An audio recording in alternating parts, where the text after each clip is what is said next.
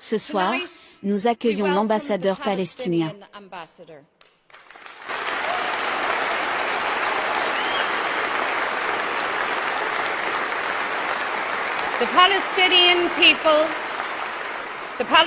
Le peuple palestinien a droit à sa patrie.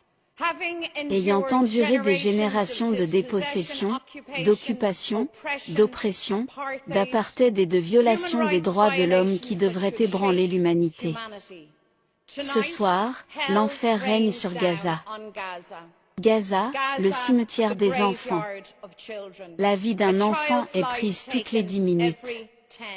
Israël vise à agir en légitime défense. Les bombardements massifs de civils, les punitions collectives, le massacre d'enfants par milliers ne constituent pas une défense.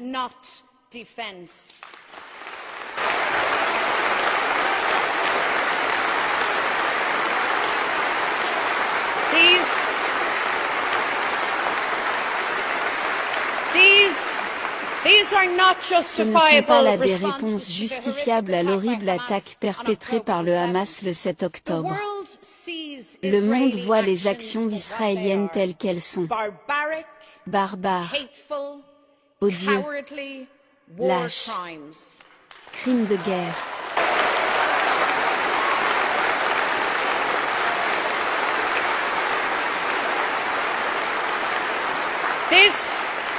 C'est un moment de compte pour les dirigeants du monde, pour l'Union européenne, un test d'engagement en faveur des droits de l'homme, de la paix et de la démocratie.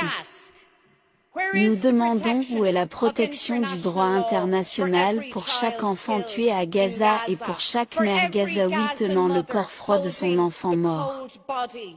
Israël ne peut pas être autorisé à commettre des atrocités en toute impunité.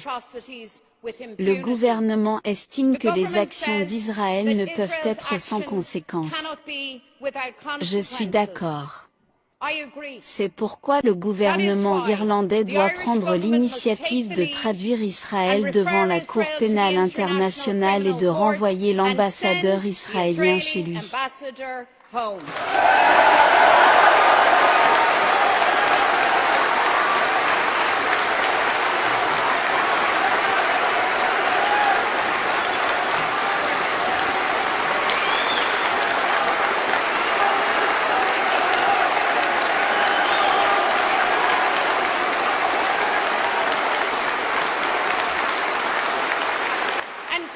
Et mes amis, lorsque la Commission européenne donne l'ordre à Israël de massacrer les Palestiniens, nous disons non.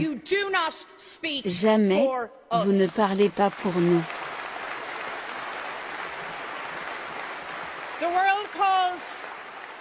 Le monde appelle à des cessez-le-feu immédiats. Certaines des voix les plus puissantes sont venues de la communauté juive, appelant à la paix, à la justice, et à des vies sûres pour les Israéliens et les Palestiniens. Leur appel émane de l'horreur inimaginable et du traumatisme collectif infligé à leur peuple. Au nom de l'humanité, ils disent « plus jamais, ni à un autre peuple ». Nous sommes à leur côté.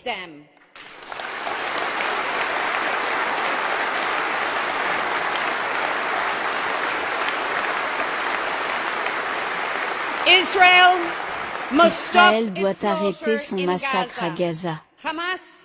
Le Hamas doit libérer tous les otages. Il faut appeler à un cessez-le-feu.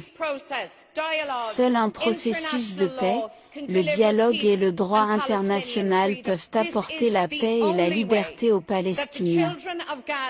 C'est la seule façon pour les enfants de Gaza et de Tel Aviv d'avoir l'avenir qu'ils méritent. Alors ce soir, à haute voix, nous disons, cessez le feu maintenant.